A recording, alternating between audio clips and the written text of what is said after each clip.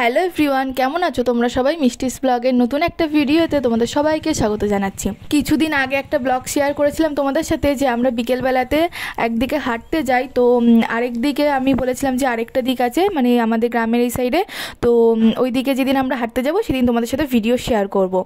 তো আমরা বাড়ির থেকে বেরিয়ে পড়েছি, এখন ওই 4:30 মতন বাজে, মানে 4:30 পরপরই আমরা বেরিয়ে যাই। তো বাড়ির থেকে বেরিয়ে মোটামুটি আমরা 10 মিনিট মতো চলেও এসেছি।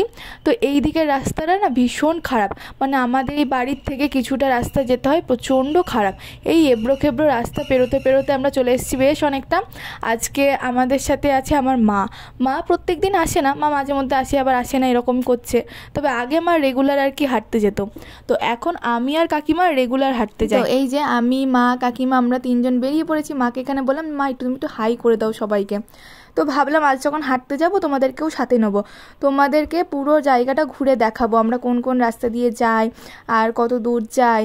এই রাস্তাটা হয়তো তোমাদের চেনা, এই রাস্তাতে আগে একবার ভিডিও করেছিলাম অনেক আগে, যখন শীতকাল ছিল আমরা হাঁটতে যেতাম, হাঁটতে না ওই তখন ঘুরতেই যাওয়া হতো, হাঁটতে তো আর যাওয়া হতো না, তো তখন ভিডিও করেছিলাম।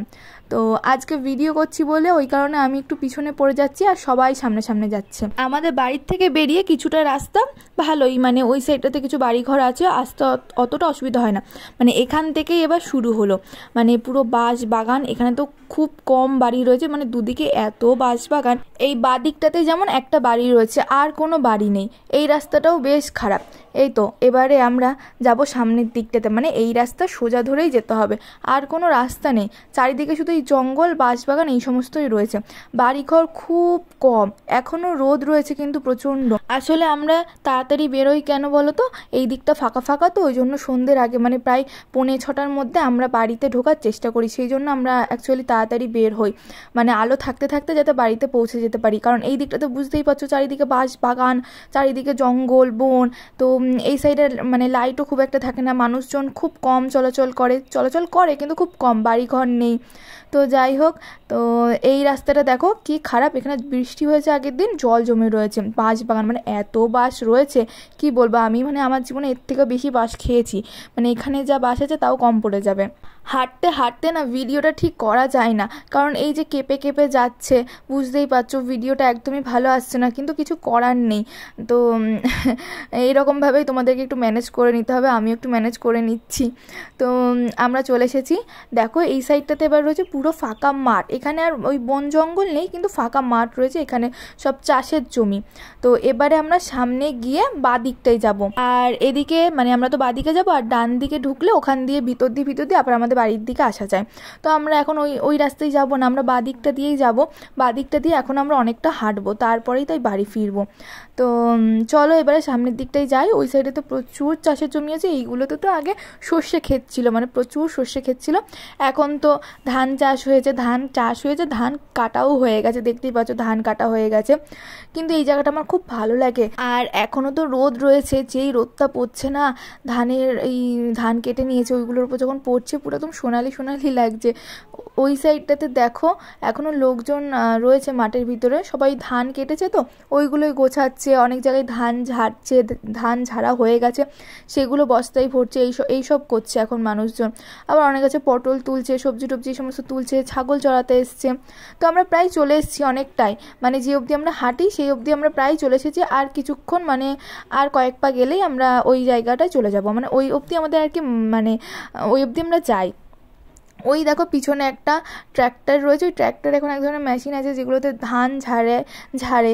তো ওই মেশিনের মধ্যে ধানগুলো দিয়ে দিলে ধানগুলো বেশ ঝেড়ে বেরিয়ে আসে, ধানগুলো আলাদা হয়ে যায়, আর যে ওই বিচুলিটা থাকে না ওটা বেরিয়ে চলে যায়। তো এরকম এবারে আমরা ডান দিকে যাব, ডান দিকের রাস্তাটা ধরে আবার কিছুটা যাব সোজা, তো ওইখানে গিয়ে আমরা দাঁড়াবো ওখানে।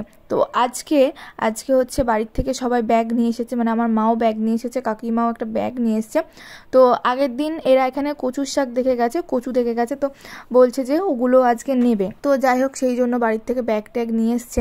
দেখো ওরা কত দূর চলে গেছে আর আমি এত পিছনে পড়ে রয়েছি। তো চলে এসেছি আমরা। তো এবারে কাকিমা যাচ্ছে একটু সামনে, ওইখানে লোক আছে, তো জিজ্ঞাসা করতে যে এটা কি কেউ লাগিয়েছে, মানে কারোর নিজেদের নাকি হচ্ছে এটা এমনি ধার দিয়ে হয়েছে, আমরা নেব কি না এটাই আর কি জিজ্ঞাসা করছে, কারণ জিজ্ঞাসা করে নেওয়াটাই উচিত, এখানে লোকজনও রয়েছে। আর তার থেকে বড় কথা যদি কারণ কেউ নিজেরা লাগায় সেটা আর কি বলে নেওয়াটাই ভালো।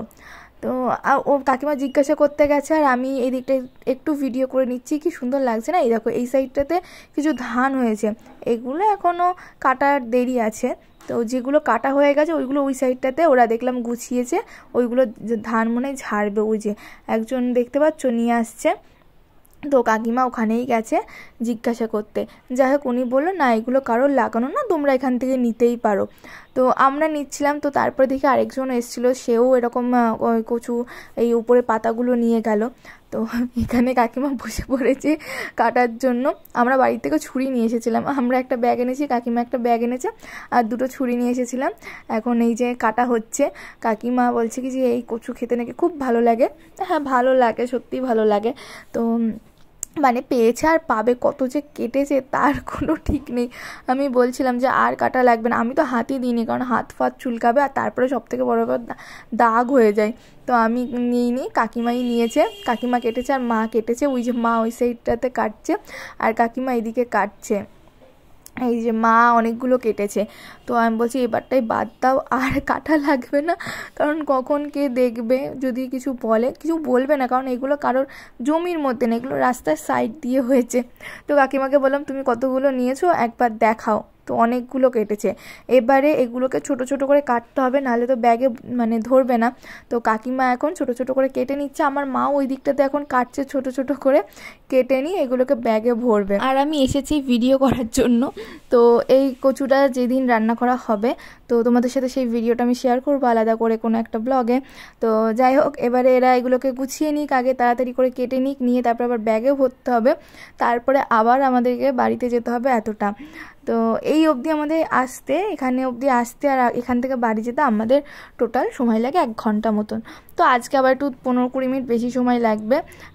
তো ওই জন্য আমরা হাতে সময়টা নিয়েই এসেছি, কারণ এইগুলো কাটি এই সমস্ত করতে গোছাতে গোছাতে একটু সময় লাগবে। তো এখনও আলো রয়েছে, অসুবিধা হবে না, আমরা আলো থাকতে থাকতেই বাড়িতে পৌঁছে যেতে পারবো। তো এবারে আমরা বাড়ির পথেই চলেছি, মানে বাড়ির দিকেই যাচ্ছি। তো এই যে এখানটাতে বলছিলাম না ধান ঝাড়ছে, তো এই দেখো এইভাবে ধান ঝাড়ছে, দেখেছো বিচুলিগুলো একদম উড়ে চলে যাচ্ছে, এইগুলো আর কোনো কাজেই লাগবে না। তো চলো তাহলে এবারে আমরাও বাড়ির দিকে যাই। আর আজকের ব্লগটা তোমাদের কেমন লাগলো অবশ্যই কমেন্ট করে জানিও, ভালো লাগলে লাইক করে দিও, শেয়ার করে দিও, আর যারা নতুন আছে আমার চ্যানেলে তারা আমার চ্যানেলটা সাবস্ক্রাইব করে দিও। আবার দেখা হবে খুব তাড়াতাড়ি অন্য একটা ভিডিওতে। তোমরা সবাই ভালো থেকো, সুস্থ থেকো আর সাবধানে থেকো। আর ব্লগটা কেমন লাগলো কমেন্টে জানিও।